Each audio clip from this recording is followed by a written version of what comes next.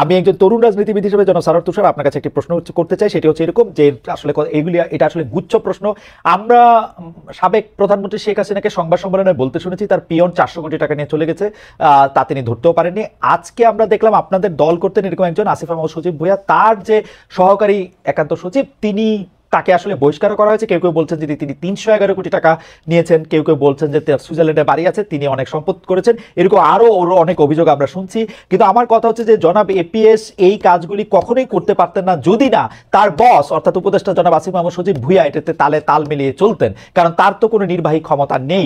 এই ব্যাপারটি আপনারা কেমনভাবে দেখছেন? এবং একইভাবে আপনাদের গাজী সালাউদ্দিন তানভীর, যিনি এনসিপির একজন যুগ্ম সদস্য সচিব ছিলেন, তাকেও আসলে বাদ দেওয়া হয়েছে, কারণ তার বিরুদ্ধে প্রায় একই ধরনের অভিযোগ স্বাস্থ্য উপদেষ্টার আরেকজন ব্যক্তিগত কর্মকর্তা। আপনি এগুলিকে কেমন ভাবে দেখছেন? আসলে মানে আপনার রাজনৈতিক দলটা মাত্র শুরু করেছেন, 2 মাস 3 মাসের মধ্যে অনেক বেশি জাজমেন্টের জায়গাও আপনারা পড়তেছেন, কিন্তু আসলে এইসব দুর্নীতির প্রশ্নে, টাকা মারার প্রশ্ন আপনারা আসলে কি বলবেন? জি, আপনাকে ধন্যবাদ এবং সেলিম ভাইকে আমি শুভেচ্ছা জানাই। এই যে ঘটনাগুলোর কথা আপনারা আপনি বললেন, এইগুলো খুবই মানে দুঃখজনক, এবং বাংলাদেশে যারা এই ধরনের রাজনীতি কিংবা সরকারের সাথে সংশ্লিষ্ট থাকে তারা এই ক্ষমতার অপব্যবহার করে এই কাজগুলো করে, এবং তারই কিছু দুঃখজনক নজির আমরা এই 3টা ঘটনার ক্ষেত্রে দেখেছি।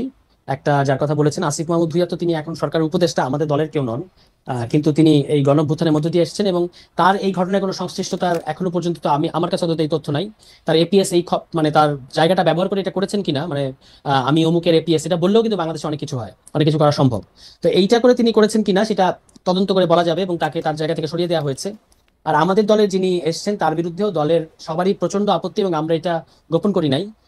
এবং যেহেতু এখন তাকে অব্যাহতি দেওয়া হয়েছে এবং তার ঘটনাগুলো একটা ইন্টারনাল তদন্তের মধ্যে পড়েছে, ফলে আমি তদন্ত হওয়ার আগ পর্যন্ত এই ব্যাপারে চূড়ান্ত কথা বলবো না। তবে যে কথাগুলো শোনা যাচ্ছে, যে অভিযোগগুলো শোনা যাচ্ছে, এগুলো খুবই ভয়ঙ্কর, এবং আমরা এটা আশা করি না যে আমাদের দলের কেউ এই ধরনের কোনো অভিযোগে তার বিরুদ্ধে হবে।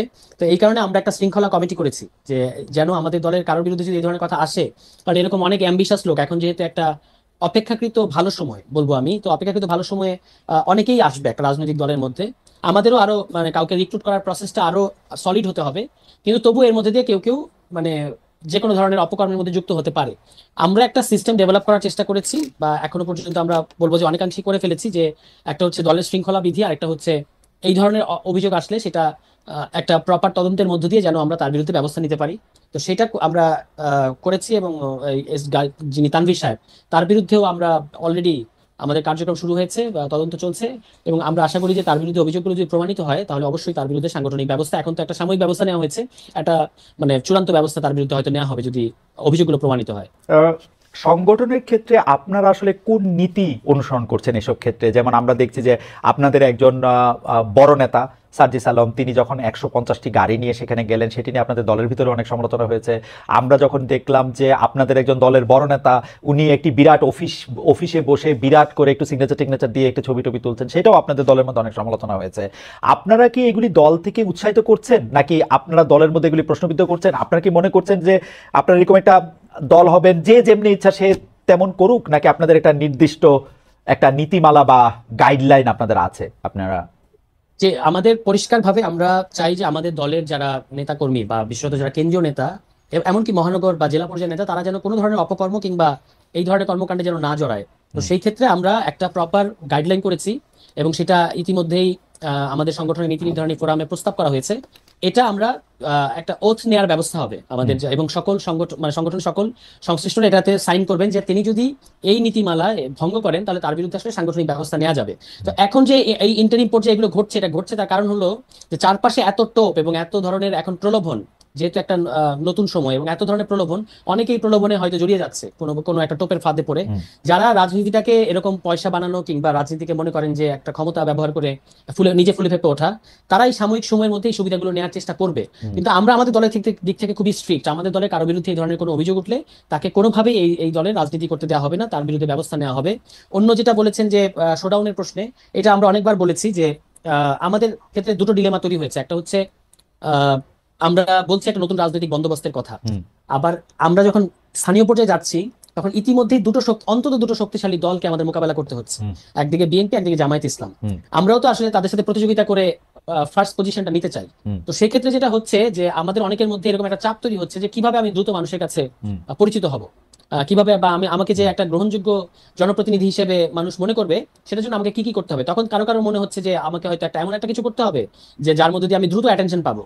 তো সেই ক্ষেত্রে আমাদের দলের একটা সাম্প্রতিক আমাদের আহ্বায়ক এবং সদস্য সচিব তারা একটা নির্দেশনা দিয়েছেন সংগঠনে যে আপাতত আমরা কোনো আসন কেন্দ্রিক কোনো ধরনের তৎপরতা চালাবো না। আমাদের এখন প্রধান কাজ হচ্ছে সংগঠন বিস্তৃত করা, এবং সেটা পুরো দেশে সংগঠন বিস্তৃত করতে হবে। এর মধ্যে দিয়ে আমরা নিবন্ধনটাও অর্জন করবো, মানে নিবন্ধনের যে শর্তগুলো আছে সেটা অর্জন করতে হবে। যেগুলো ঘটেছে, যতটুকু ঘটেছে এটা যেন আর না ঘটে। এই কারণে আমরা আমাদের সকল সংগঠকদের, যে সার্জিস আলম নিজেও আমাদের মানে অন্যতম প্রধান সংগঠক, তিনি উত্তরাঞ্চল সামলাবেন। তো এরকম সবার প্রতি এই নির্দেশনা যে আপনারা জেলার ভিত্তিক কাজ করবেন, কোনো আসন ভিত্তিক এখনো কাজ করবেন না। কারণ আমরা দলের তরফ থেকে বলে দেই নাই যে আপনি অমুক আসনের জন্য এলিজিবল কিংবা অমুক আসনের জন্য, এরকম আসন ভিত্তিক কোনো কিছু ডিস্ট্রিবিউশন এখন আমাদের দলে হয় নাই। আপনাদের কাছে যে অনেক প্রলোভন আসতেছে এই কথা কিন্তু আমরাও বাইরে থেকে অনেক শুনতেছি। সেলিম ভাইও নিশ্চয়ই শুনেছেন, সেলিম ভাই নিশ্চয়ই এটা পর বলবেন। এর কারণ কি আপনাদেরকে বললে লাভ হইতেছে সেই জন্যই তো, মানে আপনারা হচ্ছে কোন একটা তদবির আপনাদের কাছে আসে, আপনাদেরকে বললে কখনো আপনারা টাকা না নিয়া, কখনো টাকা নিয়া, কখনো আমাকে ভালোবাসিয়া আপনারা এই ফোন করেন, তখন এটা কাজ হয়ে যায়, তাই তো? বিকজ এটা আপনাদের কম না। দেখেন, না না, এরকম না। আমাদের কাছে যে অনেক তদবির আসে, ব্যাপারটা সেরকম না। কেউ কেউ এরকম প্রলোভনে ফাঁদে পড়তে পারে বলে আমি আন্দাজ করছি, কারণ এরকম তো দুই একটা ঘটনা শোনা যাচ্ছে। আচ্ছা, কিন্তু অন্যান্য মানে এখন পরিস্থিতিটাই এমন, এখন একটু আগেও আপনার এখানে আলাপ হচ্ছিল শুরু করার আগে, যে পরিস্থিতিটাই বাংলাদেশে এমন যে প্রচুর মানুষ প্রচুর ধরনের তদবির করছে, সবাই সবার জন্য তদবির করছে যে যেভাবে পারছে। এবং এটা শুধু এনসিপির কাছে তদবির আসে ব্যাপারটা এরকম না, আরো এর অন্তত 4-5 গুণ বেশি তদবির আসে বড় রাজনৈতিক দলগুলোর কাছে, এবং তারা এটাকে কিভাবে ব্যবহার করে সেই কিছু কথা আমরাও শুনতে পাই। আমাদের দিক থেকে দেখেন, আমার কাছে অনেক সময় অনেকে বিপদে পড়ে আসছে। যেমন আজকে কালিয়াকৈরের একটা ঘটনা, আমি একটা খুবই দরিদ্র পরিবার, তার একটা মেয়ের সাথে খুবই বাজে একটা ঘটনা ঘটেছে। তিনি আমার কাছে চাচ্ছেন যে তিনি কিভাবে আইন আদালত করবেন তিনি জানেন না, তো আমার কাছে তিনি একটা সহযোগিতা চেয়েছেন। তো সেক্ষেত্রে আমি আমাদের কালিয়াকৈরে যিনি আছেন দায়িত্বশীল, তার সাথে আমি যোগাযোগ করিয়ে দিয়েছি। এটাকে অবশ্য তদবির বলা যাবে না, হয়তো এটা একটা তিনি বিপদে পড়ে এসেছেন। এরকম কিছু কিছু বিপদে পড়েও কিন্তু আমাদের কাছে আমার মনে হয় যে আপনার বক্তব্য পরিষ্কার। আমি এই ব্যাপারে একটু শেষ প্রশ্ন করি, আপনি একটু অল্প করে যদি এটার একটু উত্তর দেন এই একই প্রসঙ্গে, তারপর আমরা আবার একটু সেলিমের কাছে যাবো। যে গত শুক্রবার আপনাদের 9 ঘন্টার মিটিং হয়েছে আপনাদের প্রধান কার্যালয়ে।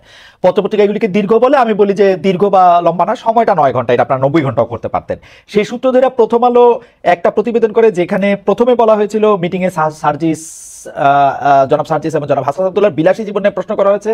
সম্প্রতি তারা দুজনে কেন দুদকে গিয়েছিল সেই নিয়ে নাকি প্রশ্ন করা হয়েছে। প্রতিবেদক হাসনাত আব্দুল্লাহর সাথে যোগাযোগের চেষ্টা করেও পাননি। প্রতিবেদন প্রকাশের পর জনাব হাসনাত আব্দুল্লাহ সব অভিযোগ অস্বীকার করে প্রথম আলোকে এক ধরনের হুঁশিয়ারি দেন, আলটিমেটাম দেন। তারপরে পত্রিকাটি তার সংবাদ বদলে ফেলে।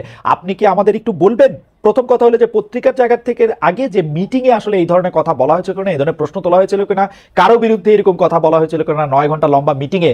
আপনাদের মধ্যে নিজস্ব ক্ষোভ নাকি বাইরের কেউ দেখা গেছে? আপনি যদি একটু ছোট করে বলেন তো। মানে 9 ঘন্টা মিটিং, মানে লম্বা মিটিং হয়েছে, এটা সত্য।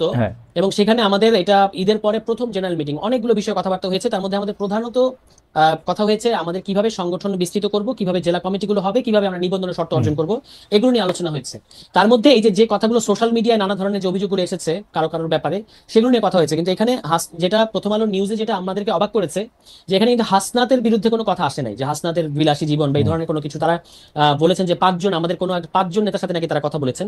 কিন্তু এটা কমপ্লিটলি আমাদের কাছে খুবই অবাক লেগেছে যে এরকম কোনো হাসনাত নিয়ে কোনো আলোচনাই হয় নাই। সার্জিসের শোডাউন নিয়ে যে সমালোচনা কিছু হয়েছে সোশ্যাল মিডিয়ায়, মানুষ যেটা পছন্দ করে নাই, এই কথাটা প্রসঙ্গটা তোলা হয়েছে। বিলাসী জীবন নিয়ে কোনো আলোচনা হয় নাই।